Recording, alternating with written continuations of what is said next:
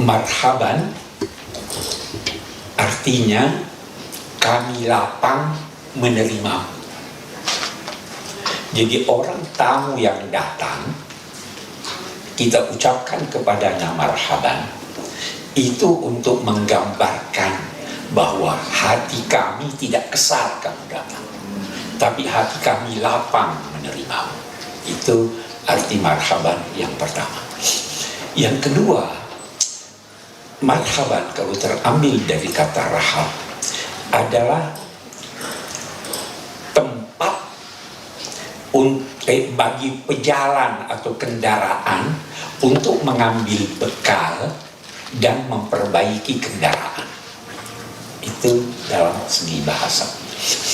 Kalau ini kita fahami seperti itu, ketika kita mengucapkan marhaban ya Ramadan, maka itu berarti di samping hati kita tidak kesal tapi lapang menerimanya, juga berarti bahwa di bulan Ramadan ini kita siap mengambil bekal. Dan di bulan Ramadan ini kita siap memperbaiki apa yang tidak baik, apa yang rusak dari keadaan kita.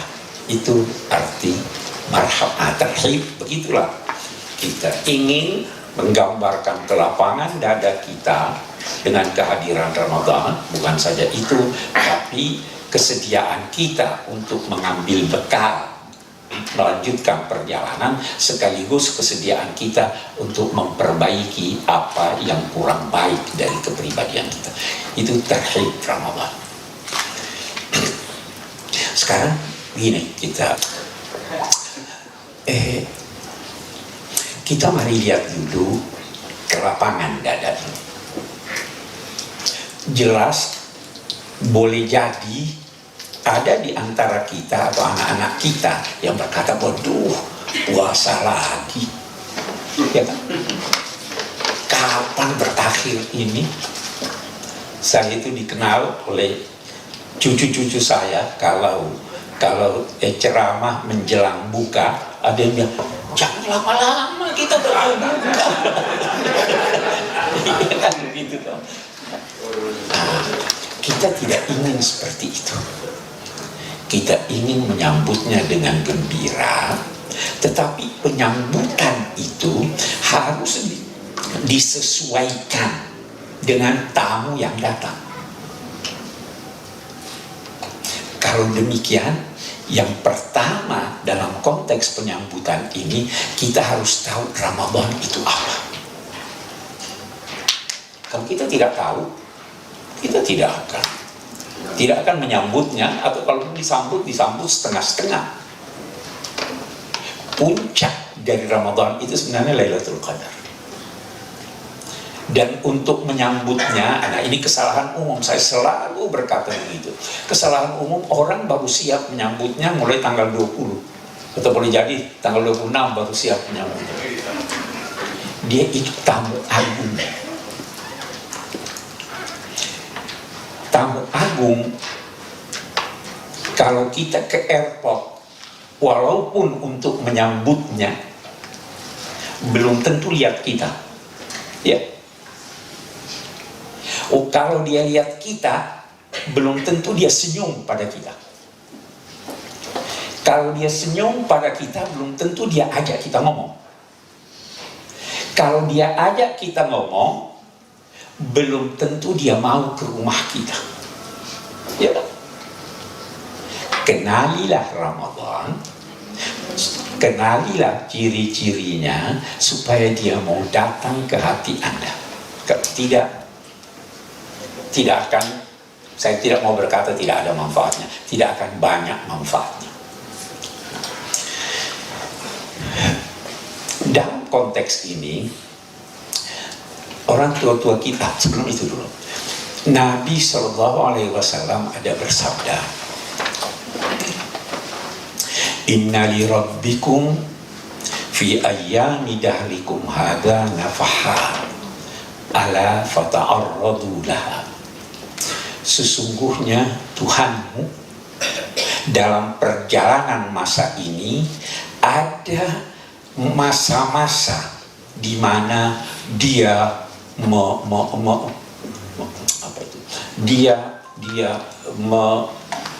menghidangkan, memberikan nafahat. Sebentar saya akan terangkan apa arti nafahat. Cari-carilah waktu itu.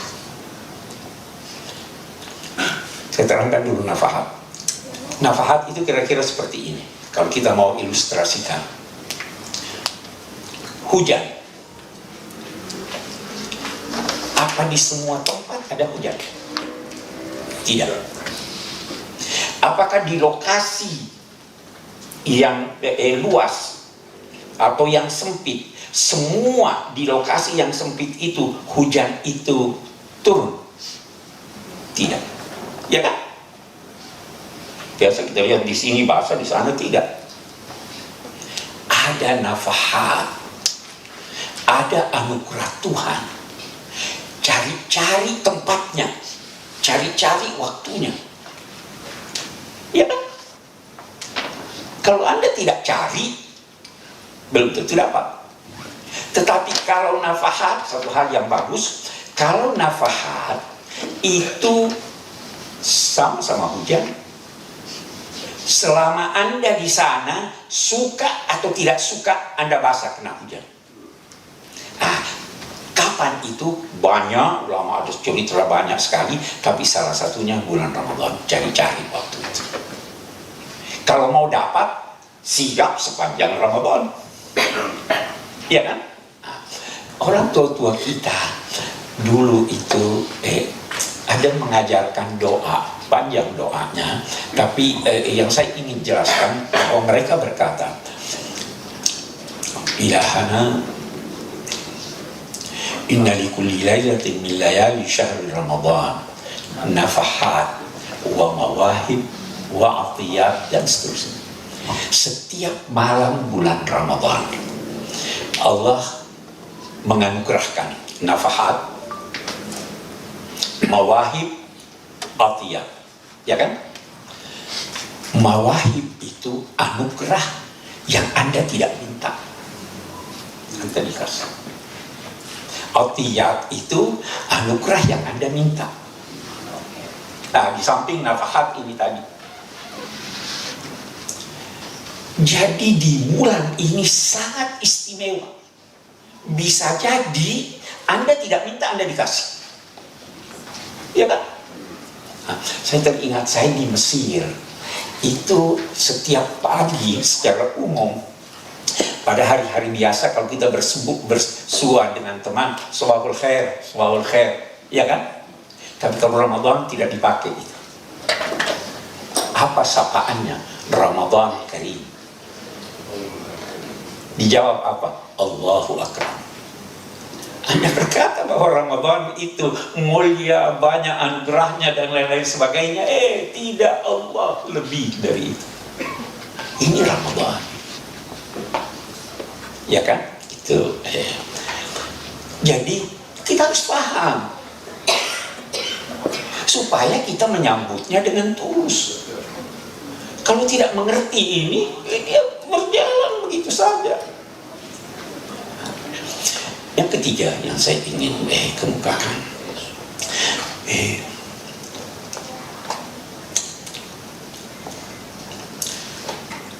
ya ini dulu. Semua kita tahu dari segi hukum tidak sah puasa kalau tidak ada niat. Ya. Anehnya, niat puasa kalau bukan Ramadan, puasa sunnah, boleh niat di pagi hari. Nabi SAW bangun, ada sarapan enggak? Oh, enggak ada sarapan. Oh, kalau begitu saya puasa. Tapi kalau Ramadan, niatnya harus dari malam. Kenapa itu? Bahkan dalam mazhab Syafi'i harus tiap malam. Ada mazhab berkata boleh begitu masuk Ramadan niat puasa sebulan. Tapi pandangan itu walaupun dari segi hukum ada yang membenarkannya, Imam Syafi'i tidak membenarkannya. Walaupun saya katakan dari segi hukum ada yang membenarkannya, tetapi substansi puasa membutuhkan kita niat sejak malam. Biasa habis terawih ya orang. Kenapa itu? Kita lihat begini. Saya beri contoh. Saya besok mau ke Surabaya, misalnya. Ucapan Anda mau ke Surabaya sebenarnya sudah niat, ya kan? Besok mau puasa. Tetapi kita bertanya, adakah sesuatu yang Anda persiapkan dalam konteks perjalanan Anda ke Surabaya? Ukur, oh saya mau 2 hari, paling tidak siapkan baju untuk 2 hari. Oh saya mau ke Surabaya naik pesawat, paling tidak harus siapkan tiket. Saya mau ke Surabaya jam 6 pagi, paling tidak harus ini. Itu kalau mau melakukan satu kegiatan, itu maknanya niat. Nah, besok saya mau puasa. Apa niat Anda? Terserah. Saya mau puasa, tidak mau makan, tidak mau minum, dan seterusnya sampai terbenamnya matahari. Cuma itu. Kalau cuma itu dari segi hukum sah-sah saja. Tapi sebenarnya bukan itu yang diminta. Kenali Ramadan. Nah itu tadi. Bukan juga. Kalau Anda kenal Ramadan, oh ini banyak anugerahnya, ini banyak ininya, pasti Anda mempersiapkan untuk itu. Kalau tidak, tidak itu. Kenapa tiap hari? Anda harus melakukan introspeksi. Tahun lalu saya melakukan, rasanya ada kekurangannya, ya kan? Tahun ini saya mau perbaiki. Kenapa tiap malam? Kemarin saya niat mau melakukan ini, saya belum lakukan. Besok saya lakukan. Walhasil introspeksi. Itu sebabnya sangat dianjurkan adanya i'tikaf pada 20 malam terakhir. I'tikaf itu introspeksi. Sampai-sampai banyak ulama berkata orang yang i'tikaf tidak boleh membaca walau ilmu. Karena konsentrasi untuk introspeksi tidak ada, apalagi bawa HP. Ya kan, kemarin di Bogor saya bergurau bahwa kita ini harus jaga-jaga lidah, ya toh. Terus, tetapi sekarang lidah tidak perlu terlalu dijaga. Ada yang lebih bahaya, penting dijaga. Sudah tahu kan? Tangan itu ya. Jadi harus kenal Ramadan. Anda sambut Ramadan. Apa kekurangan? Itu sebabnya tiap malam. Jika demikian, setiap malam berlalu, setiap hari berlalu Ramadan, makin baik puasa Anda, makin baik pengamalan Anda dibanding kemarin. Kalau tidak, niatnya enggak sempurna. Ya kan? Oke. Satu lagi yang saya ingin katakan. Ini amal kebaikan ini banyak sekali. Banyak sekali. Jangan pernah menduga harus besar-besar. Karena Ramadan Karim. Ya kan? Nabi itu bersabda, ittaqun nara walau bisyikki tamra. Hindari neraka walau sepotong korma. Sepotong korma. Asal tulus. Buka ini. Ada beberapa hal yang saya ingin garis bawahi dalam konteks kita menyambut Ramadan ini. Yang pertama, keberagamaan kita sekarang lebih banyak menyenangkan diri kita ketimbang menyenangkan Tuhan. Saya khawatir saya terlalu keras. mau pergi haji, Tuhan senang, tapi ada yang lebih disenangi Tuhan. Bantu dong. Ya kan? Kita, nah di bulan Ramadan ini saya selalu ingatkan itu. Rajinnya ngaji luar biasa. Ya, berlomba untuk menamatkan Al-Quran. Iya. Kalau saya, anak-anak saya pun saya bilang, tidak usah tamatkan Quran. 1 juz aja kamu fahami Al-Quran jauh lebih bagus daripada tamat 10 juz. Terus. Ya kan? Tadarus. Tadarus itu bukan membaca. Tadarus itu interaktif dengan orang lain untuk belajar. Tapi apa? Kita mau menyenangkan diri kita, takut-takut berbangga-bangga dengan orang. Oh ya, saya udah tamat, saya udah ini. Tapi kenapa kita itu? Kita mau menyenangkan hati kita. Sudah selesai, bahkan boleh jadi berbangga-bangga kan? Kita senangkan, kita lakukan apa yang disenangi oleh Allah. Itu sebabnya orang tua-tua kita dulu juga berkata ada bulwakat ya.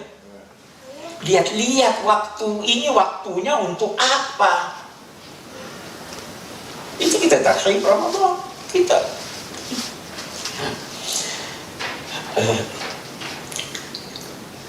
Kemarin kita banyak diskusi kemarin di Bogor dengan sekian banyak ulama. Salah satu yang ditonjolkan sabda Nabi. Hal adullukum ala amalin afdalu darajatan minaz zakati wassiyami wassalah. Qalu bala. Maukah kamu saya beritahu suatu amalan yang lebih utama, lebih tinggi derajatnya daripada puasa, zakat, dan salat? Sahabat berkata, ya mau dong Rasul. Apa jawabnya? Yang lebih tinggi dari salat, puasa, dan zakat apa? Islahu zatil bin, memperbaiki hubungan antar manusia. Itu lebih afdal dari salat sunnah, lebih afdal dari puasa sunnah, lebih afdal dari sedekah. Perbaiki dulu hubungan Anda dengan yang lain. Wujudkan rasa damai dan aman. Ya kan itu. Nah, karena itu namanya berbisnis dengan Tuhan.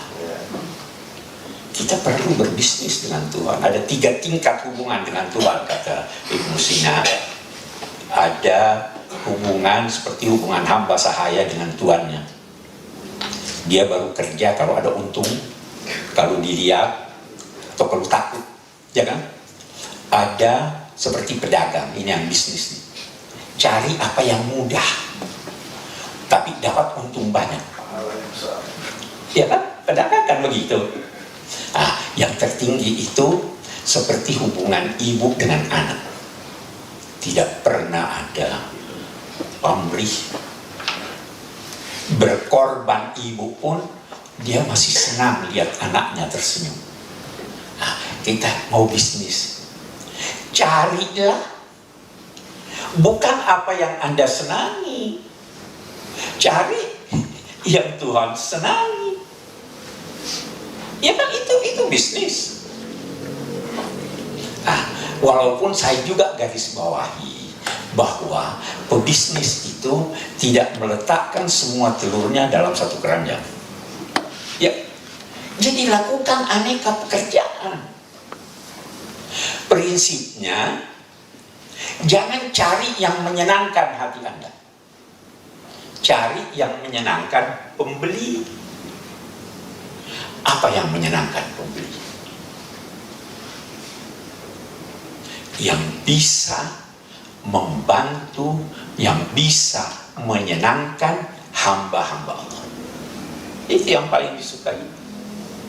Anda puasa, Anda kan yang puas. Ya. Tapi kalau Anda memberi orang, Anda bisa puas, yang diberi puas. Itu intinya di situ. Rahmat itu, apa sih artinya rahmat itu? Kasih.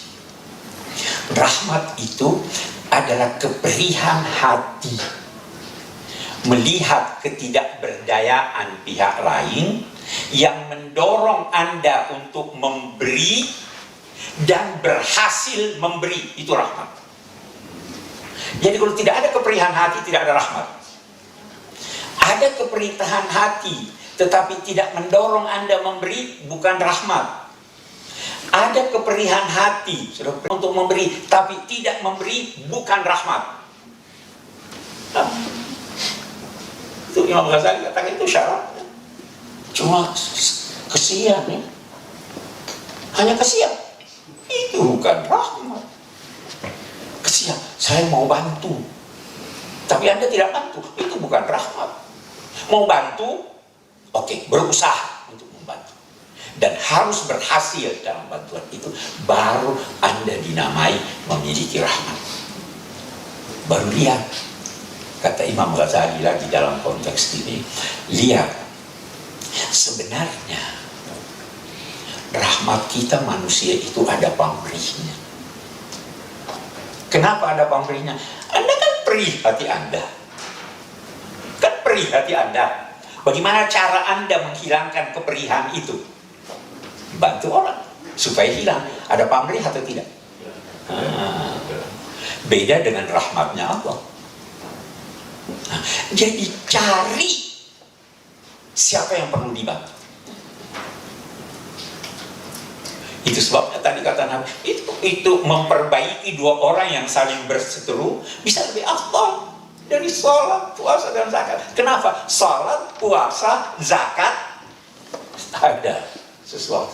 Tapi ini dua orang berselisih, biarin aja. Enggak, saya kasihan dia berselisih, menjadi lebih afdal dari itu.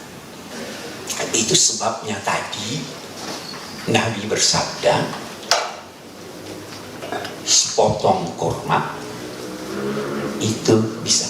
Bukan, Allah tidak melihat sepotongnya atau ini, yang dia lihat hati Anda.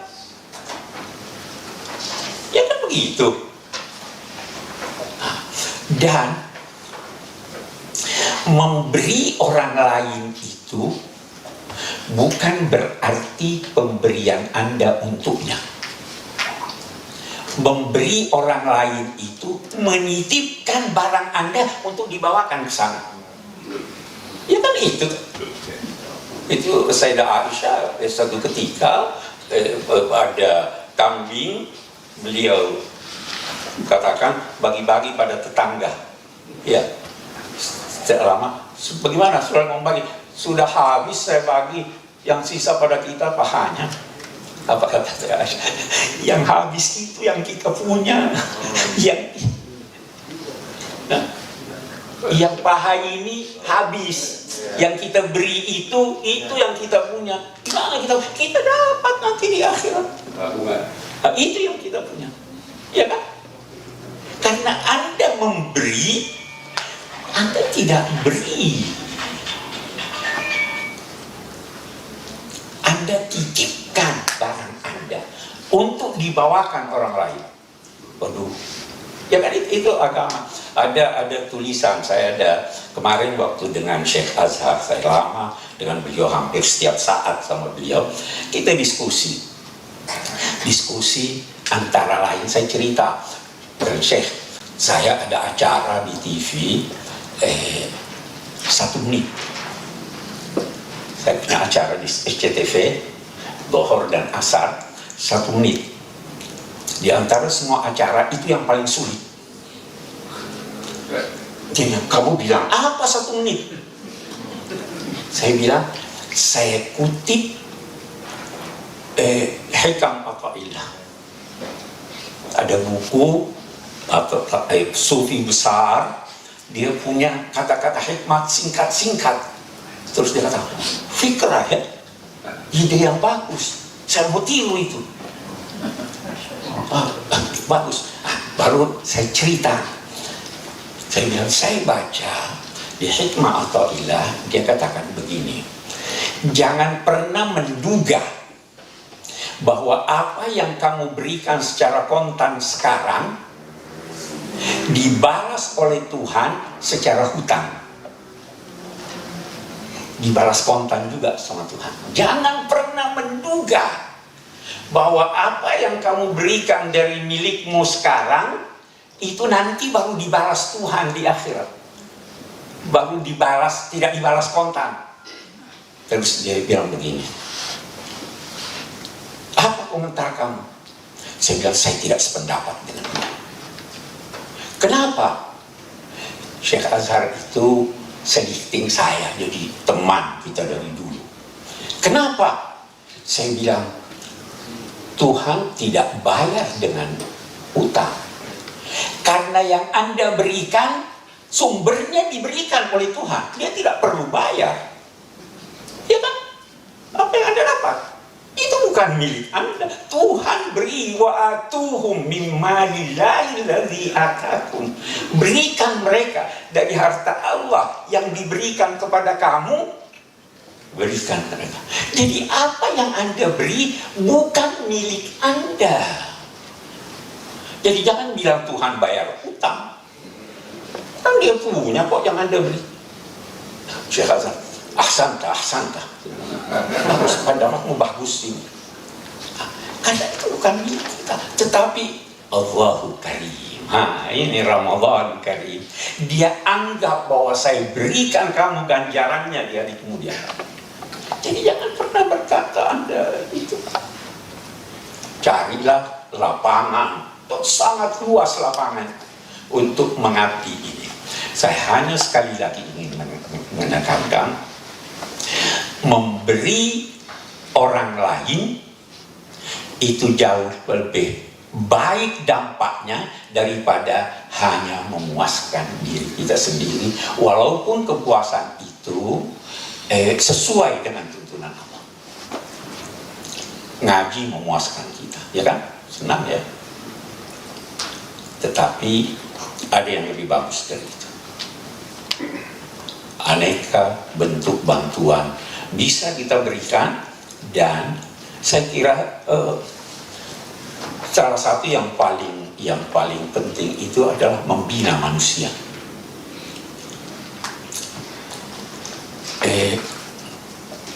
Banyak cara, tapi saya ingin garis bawahi lagi bahwa kalau kita merujuk pada Al-Quran dalam konteks anak yatim, dulu saya pernah ceritain bagaimana itu uraian Al-Quran menyangkut anak yatim. Yang paling penting adalah pembinaan mental, pembinaan pikiran. Itu pesan Tuhan yang pertama. Di Mekah itu semua pesannya begitu.